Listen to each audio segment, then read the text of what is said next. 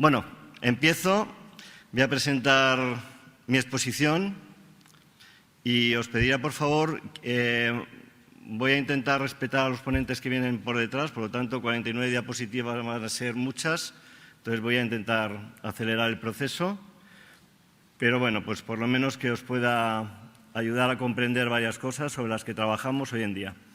El trabajo que veis ahí, el título se llama Plagiocefalia, tortícolis posicional, reflejos primitivos y la eficacia de la osteopatía. Es un título corto, proviene simplemente de este trabajo. Me gustaría que observéis la diapositiva donde se ve un proceso fisiológico. Ese proceso fisiológico se debe a que después de un proyecto sentido se produce una concatenación de eventos formativos, de eventos morfológicos, estructurales, que a partir de aquí, en la 8ª semana, todo el mundo compartimos algo que es muy importante, y es que en esa semana hay una formación ya completa de lo que es el cráneo del bebé y todo el cuerpo del bebé. Todos los que estamos aquí compartimos esto, es decir, hemos tenido la oportunidad de nacer, de venir a la vida, gracias a un proyecto sentido, biparenteral, uniparenteral. Tengo en consulta padres uniparenterales, tanto masculinos como femeninos, y los hijos que se tienen que desarrollar. Yo hago osteopatía para el desarrollo. Me dedico a ello desde hace más de 30 años. Tengo formación como naturópata desde hace 30 años y tengo formación como acupuntor de hace 30 años. Quiero decir, me dedico a la docencia desde hace 30 años y esto es lo que me apasiona ahora. No quiero decir que no me apasione lo demás, pero estoy apasionado por este proceso. En este proceso fisiológico que ven ustedes aquí,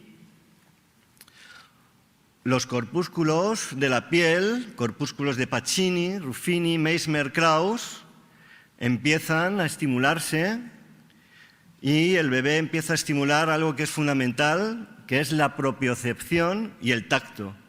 Y esa propiocepción y el tacto es el primer sentido que desarrollamos. Es fundamental, porque durante ese proceso el embrión intenta saber quién es y dónde va a tocar y qué pared va a tocar. Y hace un reflejo intrauterino que se llama reflejo de retirada. Se retira hacia atrás en cuanto que contacta con algún tejido. Para ello, la mamá, a partir del 2º mes y antes, hace un movimiento natural que es ponerse la mano en la barriga y entonces la energía termodinámica que transmite al tejido hace que el embrión se acerque hacia las paredes y podamos inhibir un reflejo intrauterino que se llama reflejo intrauterino de retirada. También se utiliza un nombre que a mí no me gusta tanto, se llama de miedo paralizador. Pero el bebé cuando nace tiene que inhibir ese reflejo a través de una acción que se llama piel con piel. Poner al niño cerca de la piel de la mamá, para que no se produzca un reflejo de retirada y pueda hacer búsqueda y succión y entonces escalar hacia la teta de la madre y poder empezar a succionar, que sería uno de los primeros procesos fisiológicos a través del cual el bebé conforma el cráneo y quita las tensiones craneales después del nacimiento. Todo esto nos ha ocurrido a nosotros.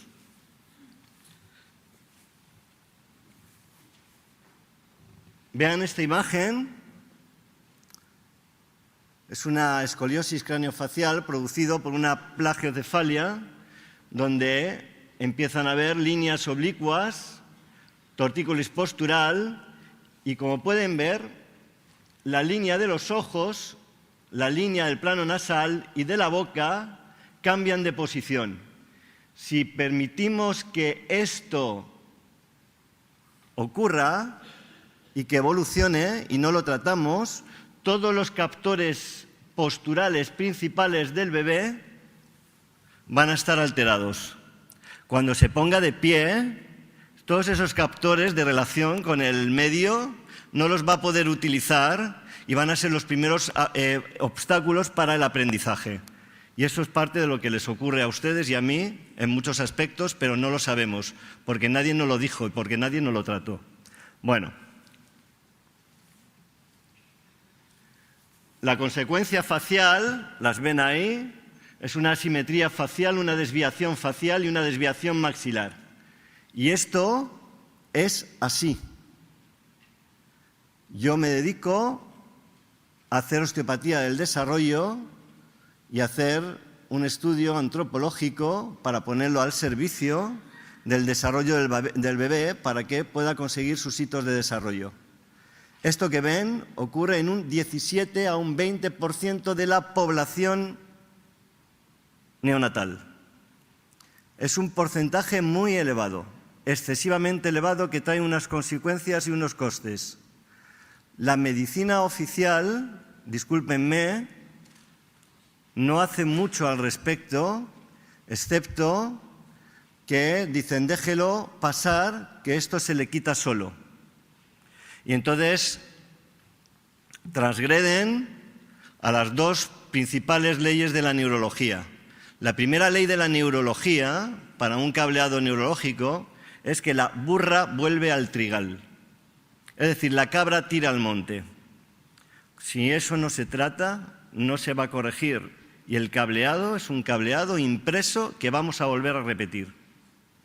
La segunda, siendo adultos, es que si no nos hacemos cargo del bebé o no nos hacemos cargo de nuestra propia salud, el domingo nos vamos a misa o al bar. Es decir, lo ponemos todo en manos de la providencia y eso ya se quitará solo. Pero no se quita solo. Pero para eso estamos los profesionales que nos dedicamos a esto. Bueno, la plagiocefalía es una desviación en diagonal del cráneo producido por un aplastamiento occipital y que se puede producir bien porque una sutura fusiona, que sería una craniosinostosis, y este es el peor de los problemas porque cuando vienen a consulta me los mandan a mí en el hospital y me dicen suba usted a ver a Jesús de Miguel. Y cuando yo los veo les tengo que decir a los padres que le tengo que enviar al neurocirujano porque va a haber que operar al niño. Y operar al niño es abrir la calota craneal para que los huesos vuelvan a su sitio. Yo esto no lo trato, evidentemente, pero sí trato esta cuando es posicional. Y lo que hemos hecho ha sido dedicarnos a hacer un estudio del bebé y de sus deformidades y elaborar una estrategia de trabajo. Esa estrategia de trabajo, como verán, todas las fotografías que presento son mías, todo el estudio que voy a presentar es mío. No lo digo como algo egoico, simplemente lo digo porque si hablamos de evidencia científica, voy a presentar un caso de evidencia científica basado en el método cuasi experimental, que ahora explicaré lo que es. Como verán, la fontanela queda asimétrica y la línea de sutura se empieza a alterar. Hay un crecimiento mayor por el aplastamiento posterior hacia adelante del frontal y que se ve en el estudio morfológico y tipológico del bebé cuando hacemos una comparativa entre su potencial de base y su potencial adquirido, que ahora lo explicaré. Bueno, pues este es Mati. Aquí tenía 15 días. En la radiografía me llegó de un mes. Tiene una escoliosis craniofacial, o tenía. Esto fue al mes siguiente. Como verán, aquí hay una hipotrofia de este moflete, una oreja anterior, una inclinación de la cabeza, un hachazo. Y aquí en un mes el cráneo ya empezaba a conformarse. Y al mes siguiente este era Mati y sus mofletes. Hoy Mati tiene 10 años y estuvo en mis manos de recién nacido. Bueno, presento un trabajo. Esto es una tesina que presenté a una de las mejores escuelas de Bélgica, osteopatía, la Belso, y verdaderamente el título era Eficacia de la osteopatía y otras técnicas manuales y la influencia de los reflejos primitivos en el tratamiento de la placocefalia acompañada de tortícolis postural. Toma ya. Eso sí, ese libro, yo sí me lo he leído. No he plagiado. Me dediqué a estudiar todas las tesinas que había para no plagiar. No como los del helicóptero, ¿verdad? Y las del montón. El montón es un apellido, disculpar. Bueno, empiezo mi tesina, la voy a enseñar. Voy a ser muy rápido en las posiciones, sobre todo voy a dar imágenes visuales. ¿De acuerdo? Bien, lo primero, los objetivos que teníamos era evaluar cómo los reflejos primitivos, los reflejos son movimientos involuntarios, estereotipados, que provocan una respuesta y un movimiento. Cuando son intrauterinos es porque se producen intraútero y cuando son primitivos es porque de intraútero se tienen que inhibir fuera del útero, es decir, en los 6 primeros meses de vida. Evaluamos la eficacia de las técnicas osteopáticas teniendo en cuenta que el paciente o el niño tenía una plagiocefalia, es decir, una deformidad del cráneo, una tortícolis postural y además reflejos aberrantes. Esos reflejos están relacionados con esa tortícolis y esa plagiocefalia en cuanto a la hipótesis que yo presenté. Y presenté esa hipótesis, ahora os explicaré por qué, porque el estudio me llevó a tener que utilizar una hipótesis muy diferente a los estudios que se habían hecho hasta ahora, que hay 4, 5, 10 estudios, 2 de 2 españolas buenísimos. Pero el mío es diferente para poder diferenciar de otro estudio. Bien, la aplicación de técnicas manuales para inhibir esos reflejos y miren ustedes de 0 a 12 meses de edad. Ahora explicaré por qué. Los reflejos primitivos, como he explicado, son movimientos automáticos estereotipados, es decir, necesitan una estereotipia, necesitan una repetición para provocar un cableado sobre el sistema nervioso para producir mielina para que ese cableado se haga bien. Si no, ese cableado se hace mal y ya está con nosotros toda la vida. Necesitamos inhibir muy bien los reflejos arcaicos primitivos de niños para que aparezcan cuando seamos mayores para nuestra movilidad. Si no, cuando seamos mayores no nos vamos a mover bien. Estos son los reflejos, o los test para los reflejos. Disculpadme. Reflejo de retirada. Toma. Reflejo de retirada. El niño se echa hacia atrás. Reflejo de succión. Le tocas el labio y quiere succionar. Reflejo de Moro, que es un reflejo de apertura. El reflejo, el RTL, reflejo tónico laberíntico, este es en extensión, hay otro en flexión, que es el flexus habitus, o la posición fetal, y un RTAC, reflejo tónico asimétrico cervical, que provoca la extensión del brazo y de la pierna al mismo lado donde rota la cabeza. Cuando se ve atrapado entre este y este reflejo, se puede estimular una cadena muscular y una posición que se llama posición de la coma, que hace que el niño se arquee, rote la cabeza, entre en tortícolis postural y empiece a aplastar la cabeza. ¿Bien?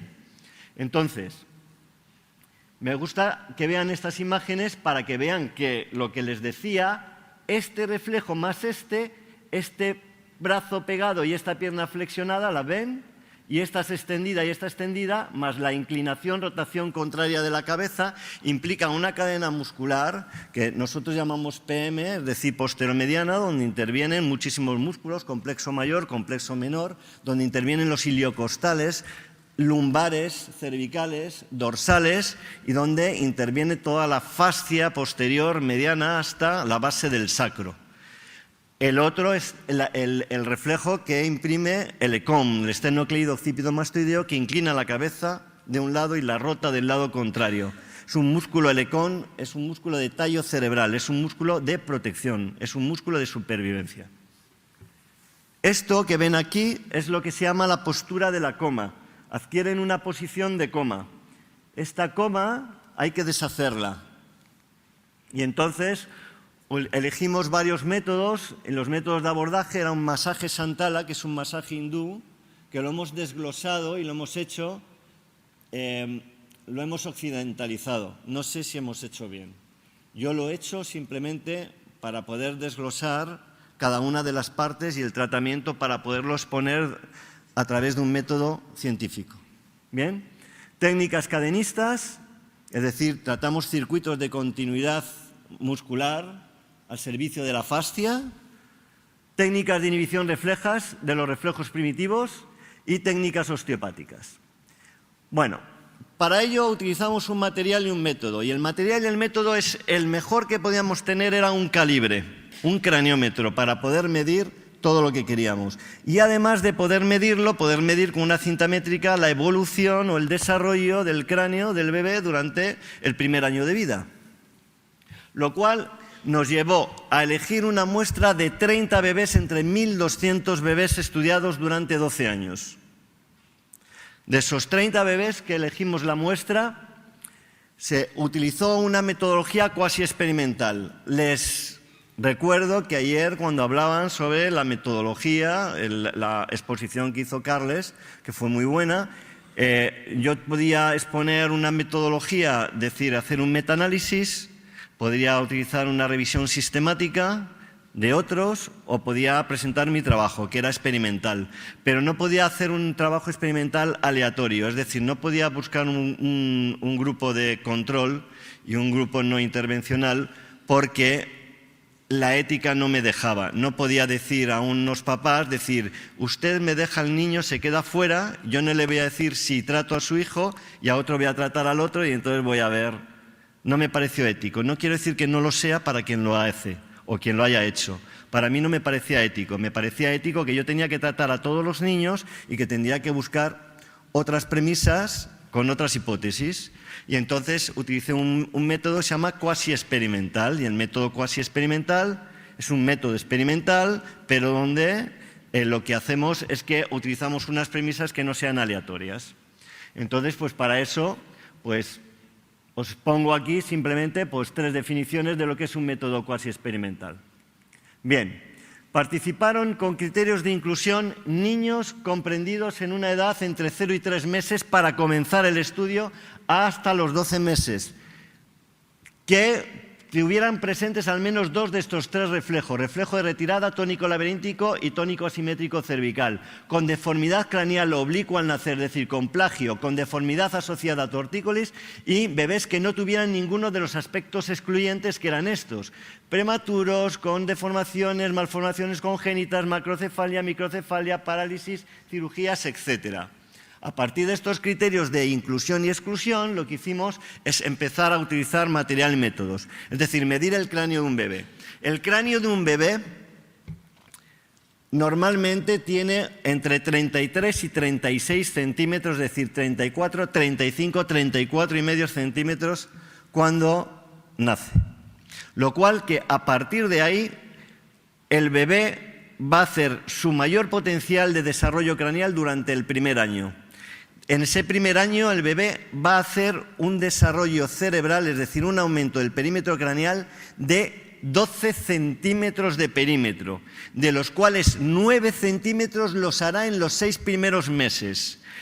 Tuvimos que utilizar una hipótesis, que era la hipótesis de Mohs, sobre el crecimiento craneofacial, que dice que el tejido blando anima al hueso o al cráneo a crecer. Si leen el último estudio de Emiliano Brunner, antropólogo famoso aquí en Atapuerca y sobre todo en Italia y a nivel mundial, él habla sobre que el cerebro moldea al cráneo cuando crece, pero los lóbulos no crecen exactamente igual que la dimensión que crece el hueso. Para que no os penséis que por tener mucho hueso frontal tengo mucha masa frontal. ¿Me explico, no? Bien. Entonces, Esos 12 meses eran cruciales y los 6 meses son cruciales. Entonces, cuando llega el bebé a la consulta y dice, oiga, ¿y cuándo empiezo a tratarle? Si el pediatra le dice, no, vamos a esperar unos meses y lo deja pasar 7, 8 meses, hemos perdido el mayor potencial de desarrollo de tejido blando que va a empujar al cráneo a crecer y a desarrollarse. ¿Bien? Utilizamos unas medidas que eran unas medidas diagonales para ver el índice diagonal y el índice de aplastamiento, que en 15 milímetros era una plagio ya moderada, pero aquí ya era grave. No me gusta el término grave, ahora utilizamos severa. Utilizamos un índice que saca un cociente entre el índice transversal y el índice longitudinal para sacar un índice entre 78 y 82%, que es un cráneo normal, del cual, si es mayor de 82, es cabeza sandía, cabeza ancha aplastada, y si es menor, cabeza melón. Así lo entendemos, dolicocefálico, braquicefálico. Es decir, en el braquicefálico sería una cabeza carbónica y en el dolicocefálico fosfórica, para los homeópatas. Bien, utilizamos un abordaje de musculatura extrínseca del cráneo, es decir, de los músculos fuera del cráneo. Los músculos que por reflejos tiraban del bebé a la retirada, al tónico laberíntico, a la inclinación y al RTL. Y esto tirando para atrás. Y esa es su posición. Y algunos duermen solamente con apoyo en los pies y la cabeza y el culo no toca en la camilla. Es tremendo. Es tremendo. Bien, hicimos un abordaje de la musculatura intrínseca del cráneo, es decir, utilizamos técnicas craneales miofasciales para que no nos pudieran poner en evidencia que trabajamos solamente a nivel de movimiento respiratorio primario. Teníamos que inhibir la musculatura que envuelve al cráneo. Teníamos que hacer un abordaje de las técnicas membranosas, a través de los huesos quitar tensión a las membranas, hacer un abordaje de la sutura que quedaba solapada cuando el niño intenta nacer y se comprime y produce un asinclitismo entre el promontorio y el pubis. Tuvimos que hacer un abordaje de los huesos del cráneo, sobre todo la rotación del atlas, de la primera vértebra cervical. A veces mueves un poquito la cabeza y suena clac, pero no le decimos nada a los padres, porque claro, si le dices que a su bebé recién nacido le suena el atlas, hostia, perdonad por lo del taco. Bien.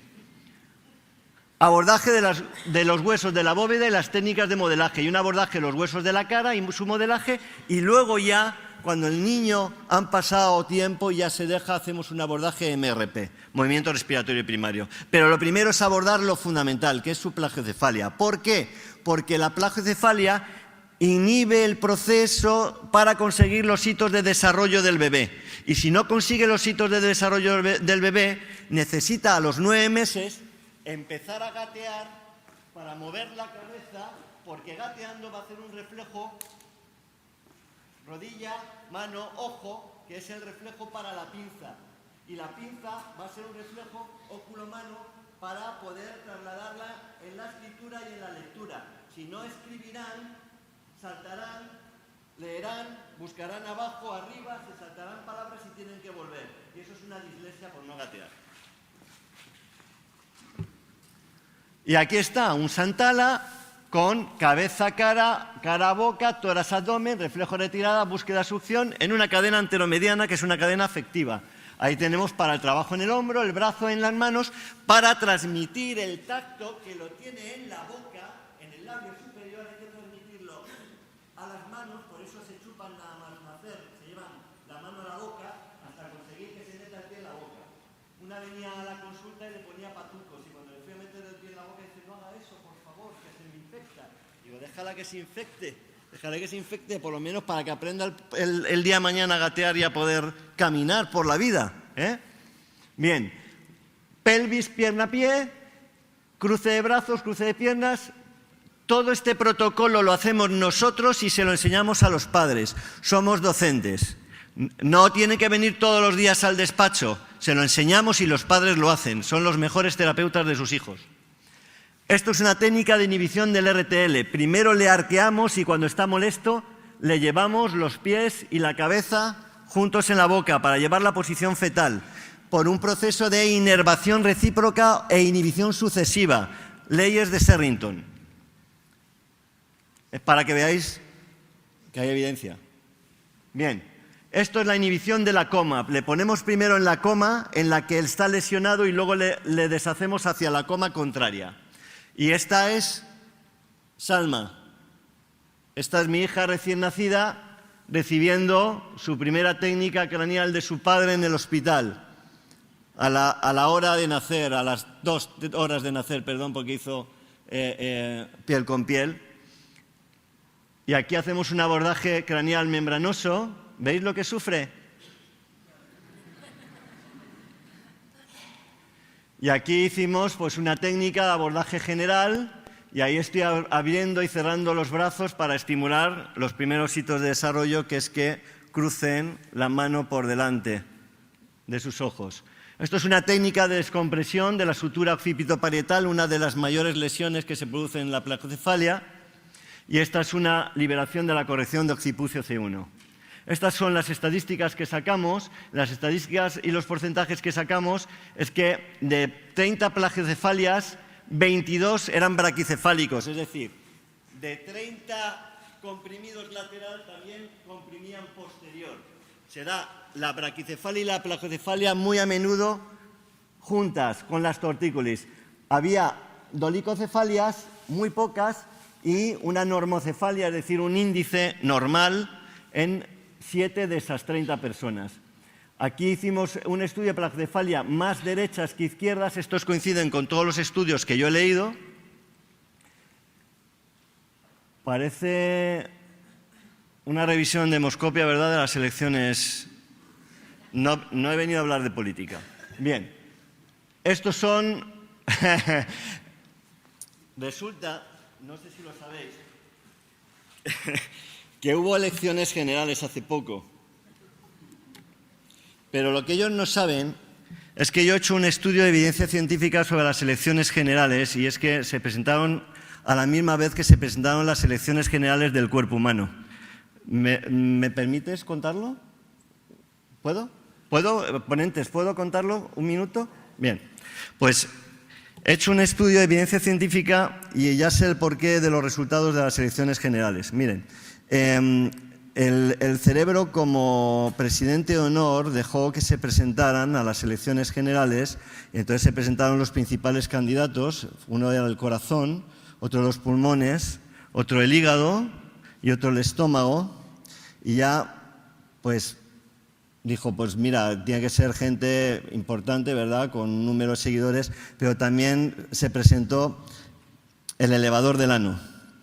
Es decir, es un músculo que utilizamos para retenernos cuando tenemos ganas de ir a hacer plas, ¿verdad? Y entonces le dijo, pues mira, no te puedes presentar porque está bien, pero es que necesitamos algo productivo y tal. Dice, bueno, pues me tienes que dejar. Dice, mira, es que el hígado hace esto, el estómago hace esto. Dice, bueno, pero yo me quiero presentar. Dice, no te puedo dejar. Y entonces dijo, vale, pues voy a hablar con el pubocoxigio, con el pubo rectal y con el isquiocoxigio, y hace una moción de censura. Y la hizo. Entonces, ¿qué es lo que hizo? Cerrar el culo. Entonces, ¿qué pasó? Pues que a los 3 días, ostras, había ahí un poquito de congestión pélvica. A la semana la barriga estaba hinchada, llena de gases, presionaba, pero claro, a los 15 días el estómago decía, por aquí no entra nada, ya ni con gastrina. Y entonces dijo el hígado, pues yo no doy para metabolizar. Entonces empezó a haber fatiga, hubo una especie de alteración cardiorrespiratoria, aumento de las pulsaciones, dificultad respiratoria, y claro, el cerebro ya, las reservas de glucógeno, que no puede utilizar ya glucosa, elevó los cuerpos cetónicos y un dolor de cabeza de 3 pares de narices. Total, que el elevador del ano se hizo con la moción de censura. Conclusión, moraleja, para gobernar un país solo hace falta pensar como el culo.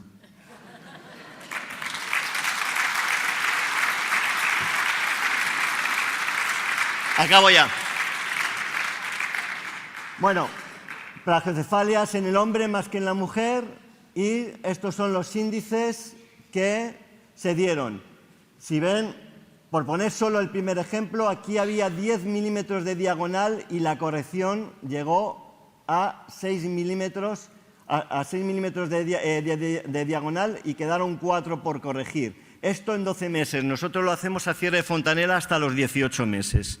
¿Qué significa? Que hasta los 18 meses el niño no cierra la fontanela por regla general y entonces vamos trabajando. La huella quedó aproximadamente en todos los niños que tengo, no hay una huella mayor, y llamo huella plagocefálica, ya no llamo plagocefalia, de 2 milímetros. Gracias a la intervención del primer ponente, Antonio Chiardo, estuve en la Universidad de La Sapienza con el profesor Emiliano Brunner viendo, en vez de ver piedras en Roma, estuve viendo cráneos y vimos 2.000 cráneos. Los 2.000 tenían una huella plagocefálica entre 1 a 3 milímetros. Y estos fueron los resultados, y los resultados pues, fueron que después de un estudio de este tipo, pudimos lograr que todos los bebés tuvieran un 60 o un 70% de corrección del cráneo, ayudándoles a la vez en la estimulación natural a conseguir sus hitos de desarrollo secuencialmente para crear bebés con estructuras que se ponen de pie y que no tienen límites para el aprendizaje. Y ojalá nosotros como padres transmitamos ideales y no ideologías. Muchas gracias.